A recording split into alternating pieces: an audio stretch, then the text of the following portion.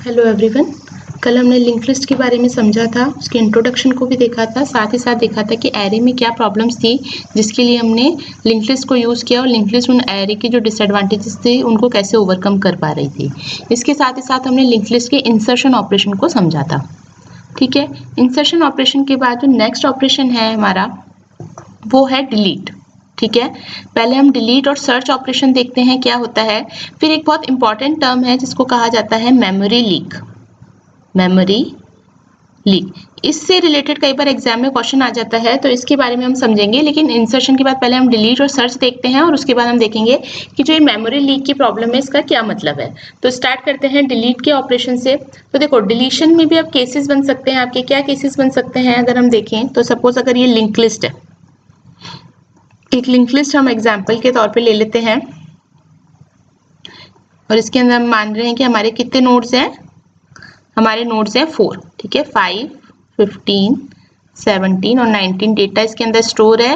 Head किसको point करेगा, आपके फर्स्ट नोड को।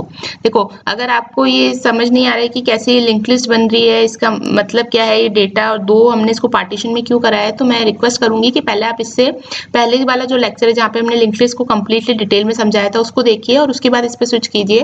तो अगर वो लेक्चर आपको बहुत अच्छे से समझ आ गया ना, तो उसके बाद चाहे लिंक लिस्ट हो, सर्कुलर लिंक लिस्ट हो, डबल लिंक लिस्ट हो, आपको कोई भी लिंक लिस्ट में दिक्कत नहीं आने वाली है। I know and I also feel कि थोड़ा सा एक बार डिफिकल्टी होती है जब हम लिंक लिस्ट स्टार्ट करते हैं इनिशियली पढ़ना, लेकिन अगर एक बार आपने लिंक लिस्ट अच्छे से समझ लिया तो उसके बाद उसमें किसी भी तरीके का ऑपरेशन हो वो बहुत ईजी हो जाता है करना। ठीक है, अब देखो डिलीशन में क्या केसेस बन सकते हैं। फर्स्ट केस तो बन सकता है आपका कि सपोज आपको फर्स्ट नोड को डिलीट करना हो। ठीक है, फर्स्ट नोड को डिलीट करना है, मतलब इस वाले नोड को।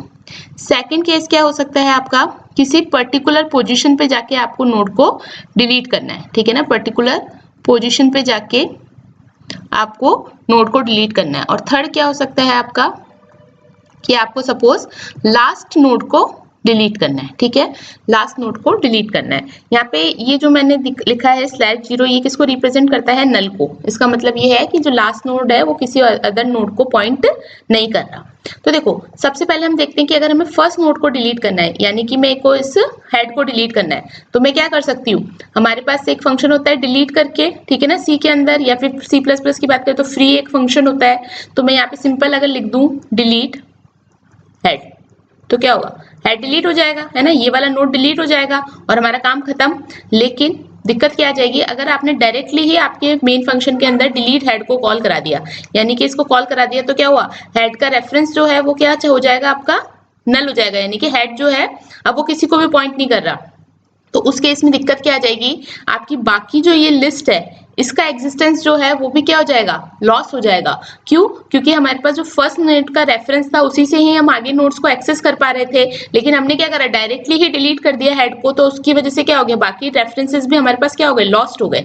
तो हमें डायरेक्टली इस तरीके से डिलीट नहीं करना। सबसे पहले हमें क्या बनाना, एक लेना होगा, एक हमें टेम्पररी पॉइंटर लेना होगा। उस टेम्पररी पॉइंटर को भी हम क्या करेंगे, हेड जो इसको पॉइंट कर रहा है वो वैल्यू एलोकेट करेंगे। ठीक है, अगर हम इस तरीके से लिखते हैं, यानी कि ये स्टेटमेंट हमें सबसे पहले नहीं लिखनी। सबसे पहले हमने लिखा temp is equal to head, तो टेम्प इक्वल टू हेड लिखा तो क्या होगा, टेम्प, देखो एक बार मैं इसको इरेज करके वापस से बना लेती हूँ, ये भी हमारा रिमूव नहीं हुआ है। ठीक है ना, ठीक है, ये अभी भी जो नोड है वो एग्जिस्ट कर रहा है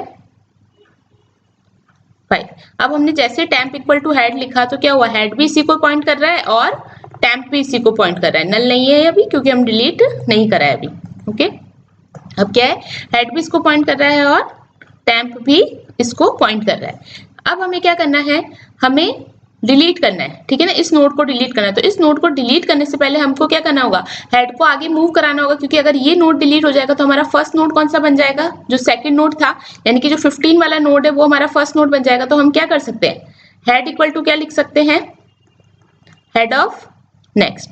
और हम पॉइंटर के थ्रू एक्सेस करवाने के लिए कैसे यूज करते हैं, एरो ऑपरेटर को यूज करते हैं, तो क्या लिख सकते हैं, हेड ऑफ नेक्स्ट। ठीक है, और इसके बाद हम क्या करेंगे, हम किसको डिलीट कर देंगे, हम डिलीट कर देंगे टेम्प को, क्योंकि टेम्प जो है अब उस फर्स्ट नोड को डिलीट कर रहा है, फर्स्ट नोड को पॉइंट कर रहा है। तो अब क्या होगा, हेड जो है, जैसे head equal to head of next लिखा तो यहाँ पे हेड का रेफरेंस कहाँ आ जाएगा, यहाँ पर आ जाएगा। ठीक है, और डिलीट किसको करा है, टेम्प को। तो टेम्प कौन से नोड को पॉइंट करा था, फर्स्ट नोड को, तो ये नोड आपका हट जाएगा। ठीक है, तो देखो नोड भी डिलीट हो गया और हमारा हेड का रेफरेंस जो है वो भी लॉस नहीं हुआ। तो ये कौन सा केस हो गया, जब आपको फर्स्ट नोड को डिलीट करना था। ठीक है, नेक्स्ट केस देखिए, जब आपको किसी पर्टिकुलर पोजीशन पे जाके डिलीट करना है। ठीक है, तो मैं वापस से केस बना लेती हूँ ताकि हमको इजी रहेगा समझने। देखिए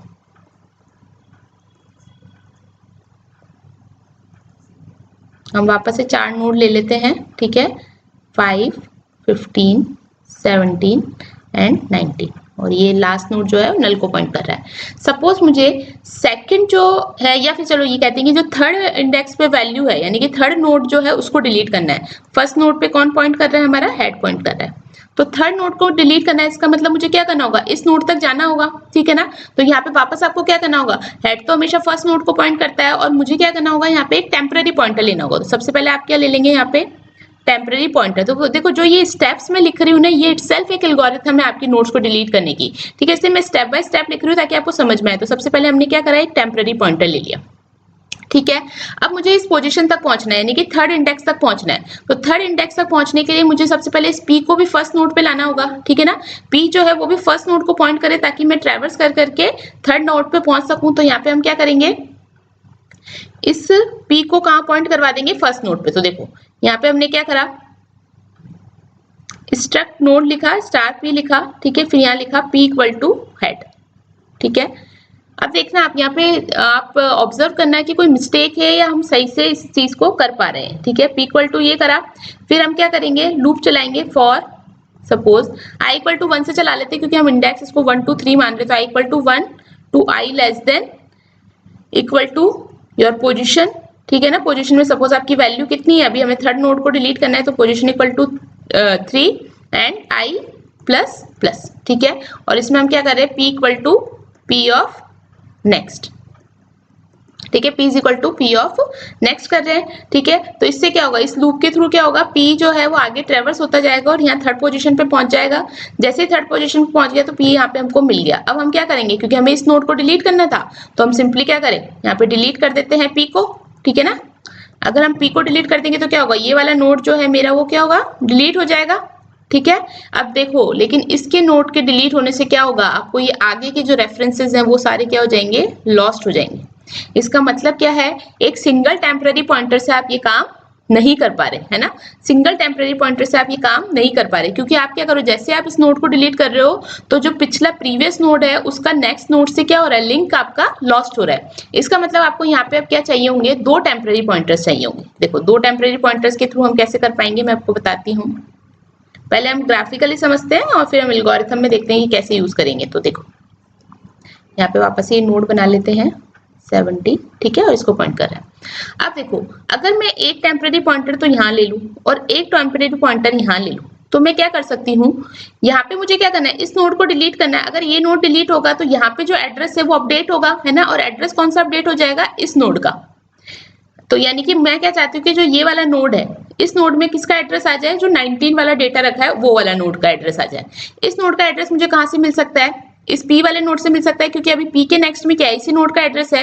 तो अगर मैं Q के नेक्स्ट में P का नेक्स्ट डाल दूं, ठीक है, तो क्या होगा, ये लिंक सेटअप हो जाएगा। और ये लिंक सेटअप होने के बाद अगर मैं P को डिलीट कर दूं तो मेरे कोई दिक्कत नहीं है। क्यों, क्योंकि उसके बाद मेरे पास जो आगे के नोड्स है उनका रेफरेंस मेरा लॉस्ट नहीं होगा। इसका मतलब एक सिंगल टेम्पररी पॉइंटर से ये काम आपका नहीं हो रहा। ठीक है, तो यहाँ पे आपको क्या करना पड़ेगा, एल्गोरिथम कैसे अपडेट होगी, आपको यहाँ पे करना पड़ेगा, एक टेम्पररी पॉइंटर और लेना पड़ेगा। ठीक है, कौन सा टेम्पररी पॉइंटर आ जाएगा आपका, सपोज Q ले लेते हैं हम, और Q जो है वो भी क्या होगा, ट्रेवर्स होगा आपके किसके साथ, P के साथ। ठीक है, तो देखो P इक्वल टू P का नेक्स्ट, ठीक है, और यहाँ पे Q इक्वल टू हम क्या करते जाएंगे, P करते जाएंगे। ठीक है, तो इससे क्या होगा, जब P इक्वल टू P का नेक्स्ट करते करते P यहाँ पे पहुंचेगा तो Q कहाँ पे पहुंचेगा आपका, यहाँ पर, इससे जस्ट एक पहले, क्योंकि पहले हम Q के अंदर वैल्यू असाइन कर रहे हैं और फिर हम P को एक आगे ट्रेवर्स कर रहे हैं। तो Q इक्वल टू P करने से क्या होगा, पहले Q के अंदर P की वैल्यू असाइन होगी और फिर P को हम आगे बढ़ाएंगे। इसको एक तरीके से आप समझ सकते हैं, जैसे पोस्ट इंक्रीमेंट होता है ना, जिसके अंदर पहले वैल्यू असाइन होती है और फिर आपकी वैल्यू इंक्रीमेंट होती है, तो वही सेम चीज हम कर रहे हैं। तो सबसे पहले Q इक्वल टू P करेंगे और P इक्वल टू P का नेक्स्ट करेंगे, तो उस केस में क्या होगा, ये ऐसे पॉइंट होने लग जाएंगे। अब यहाँ पे हम क्या कर देंगे, सब लूप खत्म होने के बाद Q का जो नेक्स्ट है उसमें क्या एड्रेस अपडेट कर देंगे, P ऑफ नेक्स्ट, ठीक है, p of next address update कर देंगे और फिर हम क्या कर देंगे, p को डिलीट कर देंगे। तो उससे क्या होगा, हमारा जो भी पर्टिकुलर पोजीशन की वैल्यू है वो डिलीट हो जाएगी। ठीक है, ये सेकंड केस था जब कोई पोजीशन पे आपको डिलीट करना है।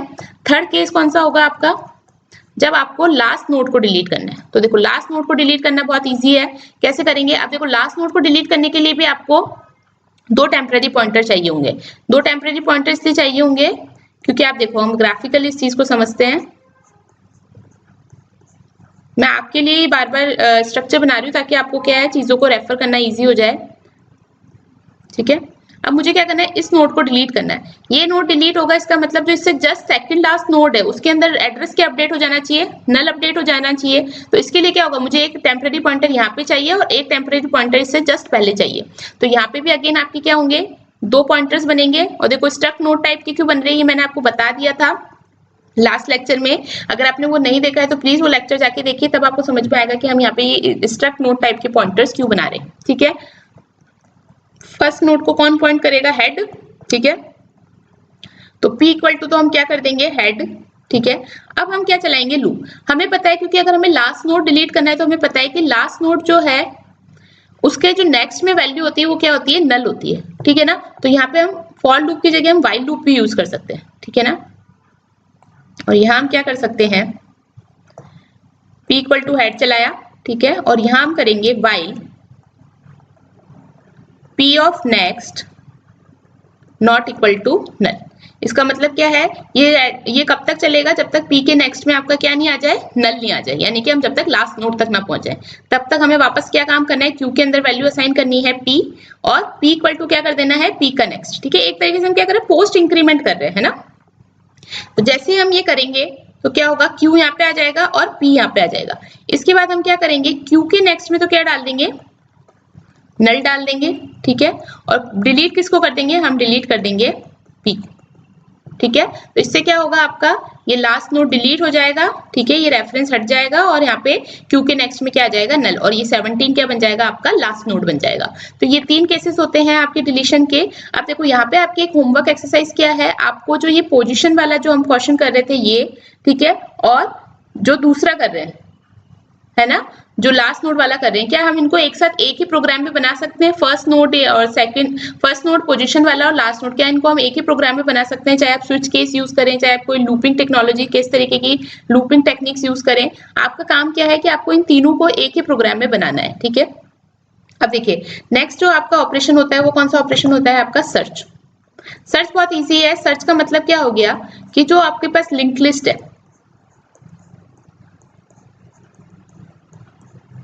ठीक है, 5, 15, 17 एंड 19।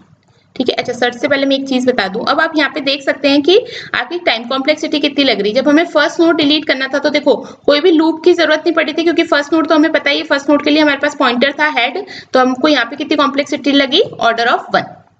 पोजीशन के केस में कितनी लगेगी, अगर सपोज nth पोजीशन तक आपको ट्रेवर्स करना पड़ रहा है तो आपकी कॉम्प्लेक्सिटी हो जाएगी ऑर्डर ऑफ n। और लास्ट नोड में भी कितनी लगेगी, सपोज आपके पास n एलिमेंट्स है यानी कि n नोड्स है तो भी कॉम्प्लेक्सिटी कितनी लगेगी, ऑर्डर ऑफ n, क्योंकि देखो दोनों में ही आपकी लूपिंग यूज हो रहा है। अगर n नंबर ऑफ एलिमेंट्स है तो आपको nth एलिमेंट यानी कि nth एलिमेंट अगर आपका लास्ट एलिमेंट है तो आपको वहां तक ट्रेवर्स करना पड़ेगा। और पोजीशन में भी अगर आपके पास बहुत लंबी लिंक लिस्ट है और अगर आप nth वैल्यू को यानी कि nth वैल्यू या फिर हम क्या बोल सकते हैं जो nth पोजीशन पे वैल्यू रखी गई है उसको अगर आप डिलीट करना चाहते हैं तो भी आपको लूप को ट्रैवर्स करना पड़ रहा है। तो लूप को ट्रैवर्स करने की वजह से यहाँ पे कॉम्प्लेक्सिटी कितनी है, ऑर्डर ऑफ n, यहाँ पे ऑर्डर ऑफ n, जबकि फर्स्ट नोड को डिलीट करने की कॉम्प्लेक्सिटी कितनी है, ऑर्डर ऑफ 1।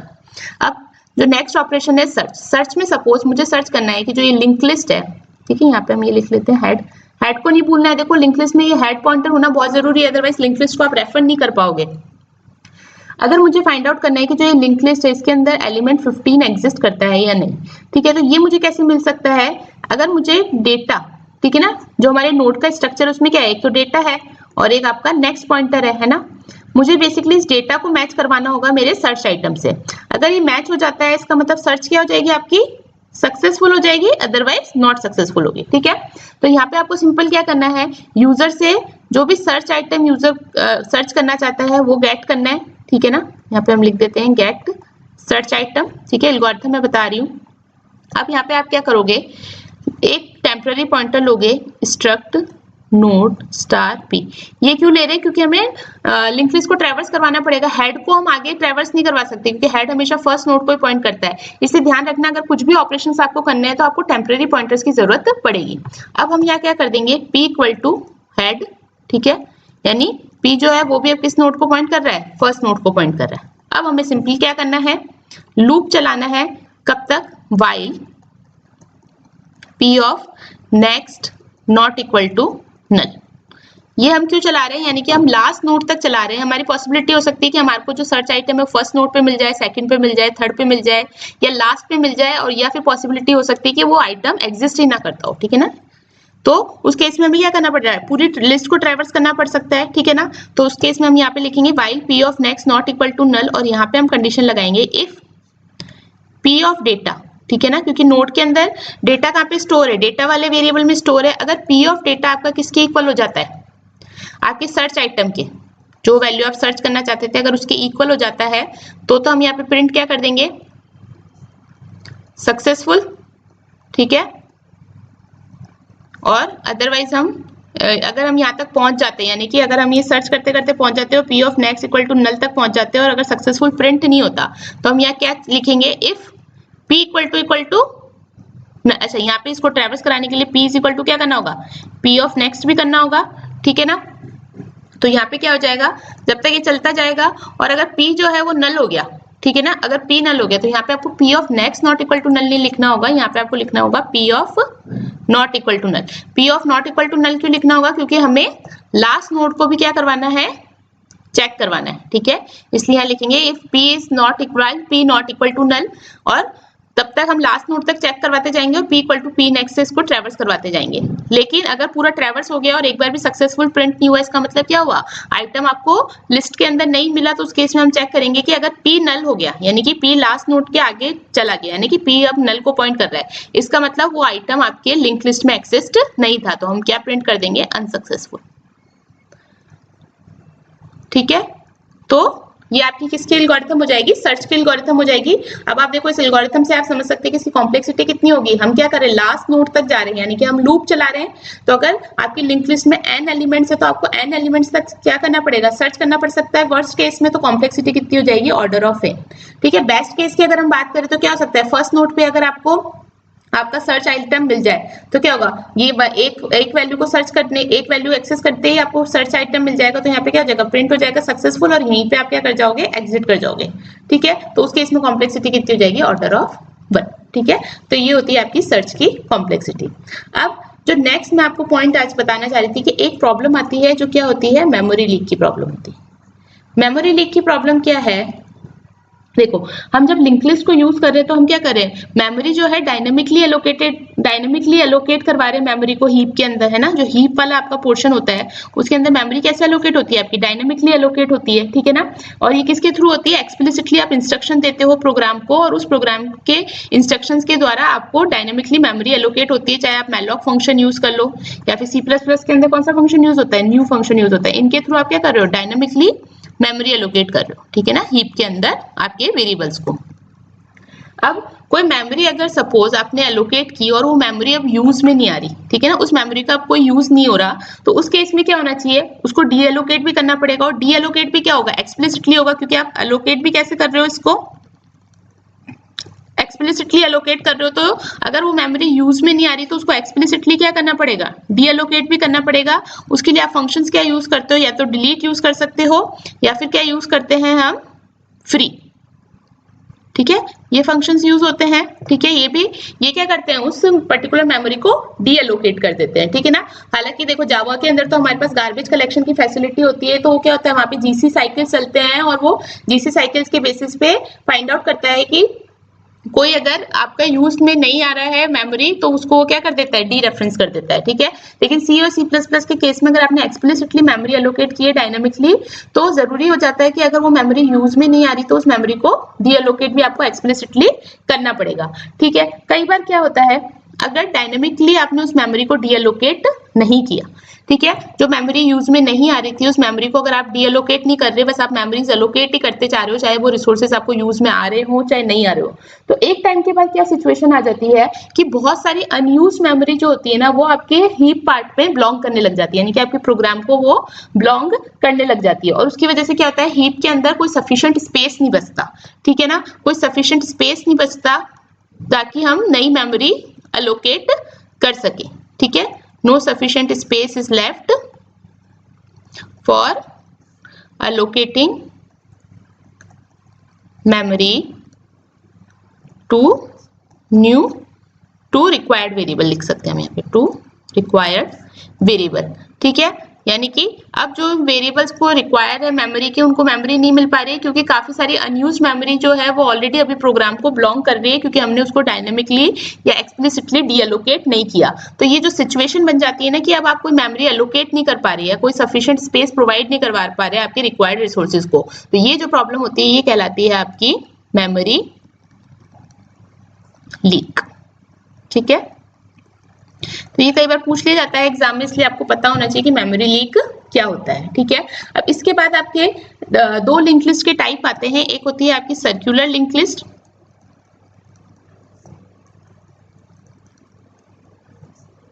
और एक होती है आपकी double link list, doubly link list बोलते हैं इसको, ठीक है, डबली लिंक लिस्ट। इनका क्या मतलब है मैं आपको बता देती हूँ। देखो सर्कुलर लिंक लिस्ट का मतलब क्या है, जो हमारी सिंपल लिंक लिस्ट चल रही थी ना, ये अभी तक हम कर रहे थे, और इसमें क्या हो रहा था, जो लास्ट नोड है वो किसको पॉइंट कर रहा था, नल को पॉइंट कर रहा था। सर्कुलर लिंक लिस्ट के अंदर क्या होगा, ये आपका हेड तो फर्स्ट नोड को पॉइंट कर ही रहा है, लेकिन जो आपका लास्ट नोड है ना वो भी किसको पॉइंट करेगा, आपके फर्स्ट नोड को पॉइंट करेगा।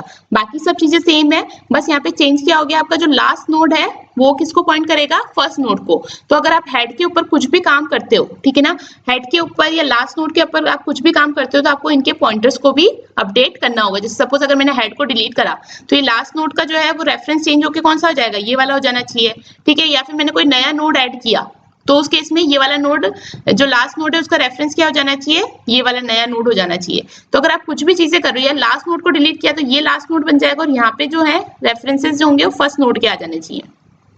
तो ये होता है आपका सर्कुलर लिंक लिस्ट। अगर डबली लिंक लिस्ट की अगर हम बात करें तो डबली लिंक लिस्ट का मतलब क्या है, देखो अभी जो हमारी लिंक लिस्ट थी उसमें क्या था, सब फॉरवर्ड फैशन में, फॉरवर्ड मैनर में क्या कर रहे थे, वैल्यूज को पॉइंट कर रहे थे, है ना। बैकवर्ड में कोई भी आपका क्राइटेरिया नहीं था कि बैकवर्ड नोड को अगर हमें रेफरेंस करना हो तो कैसे करें। तो डबल लिंक लिस्ट का स्ट्रक्चर आपका क्या होता है, इसके अंदर आपके तीन पोर्शंस होते हैं। एक आता है आपका डेटा का पोर्शन, एक होता है नेक्स्ट पॉइंटर जो कि नेक्स्ट नोड को पॉइंट करता है, और एक होता है आपका प्रीवियस पॉइंटर, ये क्या करता है, प्रीवियस नोड को पॉइंट करता है। तो इसकी आपका स्ट्रक्चर कैसे बन जाएगा, मैं एक एग्जांपल लिख देती हूँ यहाँ पे।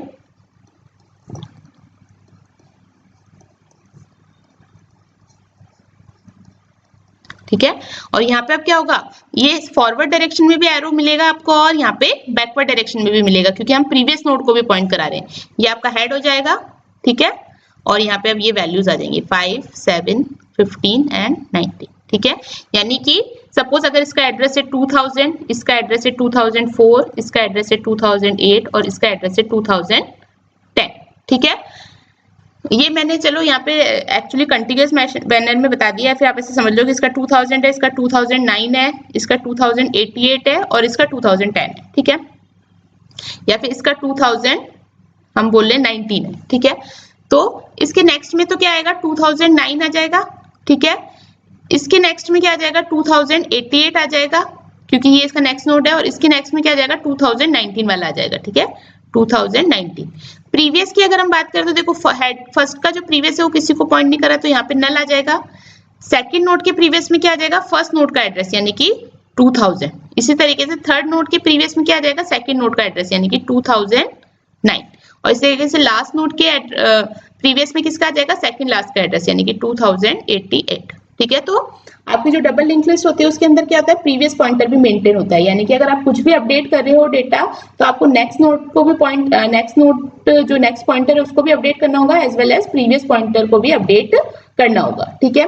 अब जो डबली लिंक लिस्ट है ना उसी का एक और वेरिएशन आ जाता है आपका, जिसको कहा जाता है circular doubly link list, circular doubly linked list.